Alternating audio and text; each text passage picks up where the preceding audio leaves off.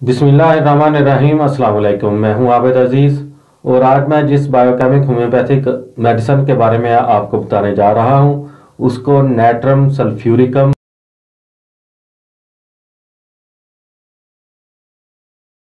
या natrum sulph के नाम से जाना जाता है।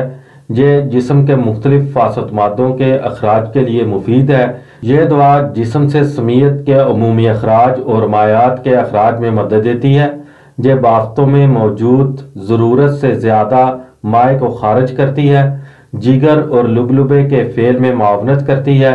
जोड़ों के दर्द, ज़ियाबितस और मसाने की पत्थरी के लिए मुफीद है और जिस्म में पानी की कमी को दूर करती है। उम्मीद करता हूं कि ये वीडियो आपको अच्छी लगी होगी और अगर आप चाहते हैं कि आप बायोकेमिक होम्योपैथिक मेडिसिन के बारे में मजीद इन्फॉर्मेशन हासिल करें तो मेरी रिक्वेस्ट है कि इस चैनल को लाजमी सब्सक्राइब कर लें। नेक्स्ट वीडियो तक मुझे दें इजाज़त। अल्लाह हाफिज़।